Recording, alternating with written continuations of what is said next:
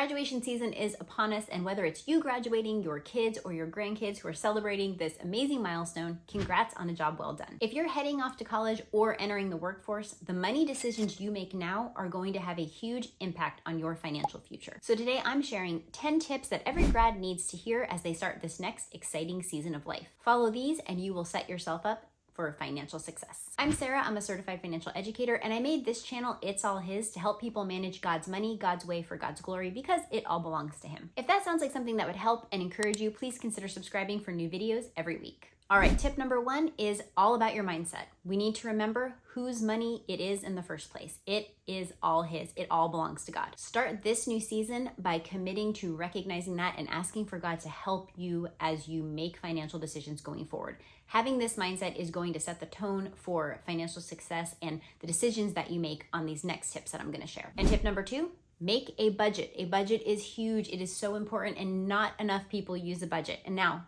a budget is not just sitting down to pay your bills. A budget is a detailed plan for the money that you are managing. You want to know where it's all going, and without a budget, there's no way you're going to be able to do that. And I realize, depending on where you're at, grad, that you might not even have bills or have very many bills, but that's all the more reason why you should get into the practice of budgeting now. When your budget is very, very simple, before you have more expenses, a family, a mortgage, this is the time to get the hang of budgeting, to set up automations, to set up systems in your life that are going to help you when the budget gets a little bit more complicated. Just fold that right in. Budgeting does not have to be hard. It just takes a little bit of planning, and you have to find the way that works best for you. This can be pen and paper, it can be an app, it can be a software program, but whatever helps you to be able to keep track of where your money is going and to make sure you're allocating the money in the right proportions based on your income and your priorities. A budget is a must, and it's a great place to start. If you have some questions about budgeting, or you want some ideas on what a budget might look like for you, I'll link a video up here that I made about 5 different types of budgets that might be helpful. You can check that out. Tip number 3 is don't forgo generosity in this season of your life. Don't think, oh, I'll be really generous later when I have more money. Get into the practice of regularly giving to the Lord's work and doing it in a way that is faithful and sacrificial. Seek wise counsel from your parents, pastor, a mentor in your life about what that might look like for you at your current income level, at your current season. But definitely don't push generosity down the road. Make it a regular part of how you handle God's money. Because when we're regular, cheerful givers, it reminds our hearts continually, again and again, whose it all is anyway. Tip number 4 is set aside an emergency fund. This is vital. Having an emergency fund wherever you're at in your financial life is going to help prevent you going into debt. It's going to be there as a cushion, as a wise source of planning and preparing for the unexpected things that are going to happen in life. You're going to get that flat tire, your car's going to need a repair, there's going to be a doctor visit you weren't planning on. Having that emergency fund makes all of those things just inconveniences rather than stresses that really rock your entire budget and cause you to go into debt. So the best way to do that in your season of life is start by figuring out what your monthly expenses are, add them all up, and then put 3 to 6 months of that aside in an emergency fund. That's a great place to start. As your expenses go up, if you start taking on new bills, you will need to reassess the amount of your emergency fund. That's something that we all need to do all throughout our lives. When you have a baby, you're gonna need to reassess it. When you add to your family, when you buy a house, all kinds of reasons why you're gonna have to look at that number and make sure that it's still lining up with what's best for you. But for right now, just figure out your expenses 3 to 6 months and start setting some money aside for that. You will be so glad you did. Tip number 5 is you need to understand now the power of compound interest. Listen, I know you're probably pretty young and you have a hard time looking ahead, like 30 probably feels old for you. I get it. Compound interest is your friend or your enemy, depending on how it's working for you. If you're trying to build wealth in an investment account, compound interest explodes. It's going to have a huge impact on growing that account. If you have a lot of debt, the compounding effect of the interest on your debt is going to keep you in debt and keep you in payments and keep you trapped. So now you need to understand, how does compound interest work? What would happen if I took that money I spend every day on that cup of coffee and I put it into a savings account and just let it sit there for 10 years? How would that grow? I'm gonna link down below my favorite compound interest calculator. I've used it on this channel a lot and done examples actually in the video, but I'm just gonna link it down there. It's something that I love to use as a teaching tool to help people see how a little bit of money now that you're spending maybe not so wisely can grow astronomically later and be such a great example of wise stewardship. So definitely you want to understand, how does compound interest work in your favor? How does it work against you? And start making decisions now to make sure that you're letting it work for you. Tip number 6 is you want to be wise about credit use. If you've just graduated college and you have student debt, get on a plan to get those paid off as quickly as possible. Make sure you are making your payments on time and never missing payments. Don't settle for just the minimum payment. Try to put as much more as you can. Anything extra that you can throw at those loans is going to help you pay less interest and get them paid off faster.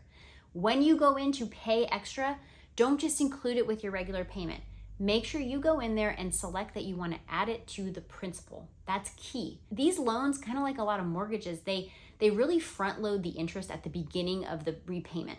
So you're throwing most of your money just at interest. You're not even hitting the principal. Make sure as you go in to make those extra payments that you are putting it all, every extra penny beyond your minimum payment that you can add to those loans, put it on the principal. You will notice very quickly how that principal goes down and how much you're paying on interest goes down and how much quicker you're going to be able to get that paid off. These are the kind of things people don't teach us. These are the kind of things we really should be learning in school. And that's one of the reasons that I made this channel, because I want to help people know that this stuff isn't that complicated. It's something we all need to know. It's something we really want our graduates, our young people to know as they start out on their adult lives. It's stuff I wish I would have known when I was in your shoes. Tip number 7 is keep learning about wise money management. You maybe don't know much right now, and you definitely don't know it all. I don't know it all. You want to be a student of stewardship. And I know you just got done with school. Maybe you're not jazzed to be a student any longer, but make lifelong learning about how to manage your money well just a part of your everyday. Especially as a Christian, make understanding what the Bible has to say about money, which is a ton, something that you really care about, because you're going to have to deal with money every day of your life. You're going to have to make decisions every day that deal with how to handle the money God has given you. So don't be complacent, be a learner. Learn about investments, learn about money management, learn about what the Bible has to say. Be willing to learn and grow and get more and more knowledgeable in this subject. And you'll be so glad you did, because once you have a family, you're going to want to show those kids exactly how to do the same thing. You can read books, listen to podcasts, watch videos like this one. In fact, if you haven't subscribed already, maybe consider doing so. I just really want to encourage you to continue growing in knowledge and wisdom about how to handle God's money well. All right, tip number 8. If your next step is entering the workforce and you're ready to start getting that bigger paycheck, maybe you're not living on the same budget that you did when you were in high school or college, I really want to encourage you to not take on lots of new purchases and thinking that you need all this stuff to live an adult life. You just graduated, you get your first job, and you're making more money than you ever have, and you think, I should go get myself a car. I need a new wardrobe. Maybe I'm gonna take a vacation. I would just caution you to hit pause and make sure you're getting all of your financial ducks in a row with the new money that you're making, to make sure that you have a budget and just you kind of know where you're at before you start spending like a grown-up. Most grown-ups are pretty broke. Before your bills get more complicated, before you get married, before you start a family, now is the time to make sure you have that emergency fund, that you have a plan to get any debt paid off, that you are making a budget, that you have your financial house in order. So be very cautious with that first paycheck, that first grown-up job. Don't just start getting all spendy. Give yourself some time to figure things out first. You'll be so glad you did. Tip number 9 is be really, really cautious about taking on debt. I'm speaking particularly to the high school graduates who are thinking about taking on student debt for college. But really, this applies to taking on any kind of debt. Really think it through. Is this debt that I'm going to take on wise? Is it an investment in something that is going to grow me in my knowledge so my earning potential would go up? Is it an investment in a business that is going to be able to produce income? Is it an investment in a home that's going to grow in value? Or is this just debt that I'm taking on so I can have the college experience or take a vacation or have more stuff or drive a fancier car so people will be impressed? If you're going to take out debt, and let's just say college debt, student debt, for example, make sure you're doing it wisely. Make sure you're doing it minimally, and make sure you have a plan to get it paid off quickly. So what does that look like? It could look like not going to the fancy, most expensive college.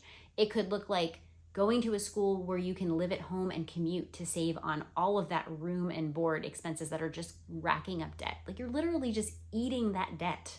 That's not even something you're getting anything for. If you're gonna go into debt, have it be for books and college credits, not for the food court or a fancy dorm room. As you're thinking about your course of study, make sure that the career path that you're seeing is one that's going to make this investment worth it. You want to be able to have an income that can help you dig out of any debt quickly once you're done. As someone who is probably much older than you, if you're a recent graduate, I promise, you will be so glad. Future you will thank you if you think this way now rather than later. I know everyone's going into debt, everyone's getting student loans, everybody's super excited about how they're decorating their dorm room, but this is just such a short little season of life. You're gonna have the whole rest of adulthood, and you definitely don't want that whole rest of adulthood to be saddled down with student loan debt for something you ate 15 years ago. That makes no sense. All right, tip number 10, whatever kind of graduate you are, whatever kind of person you are, avoid credit card debt.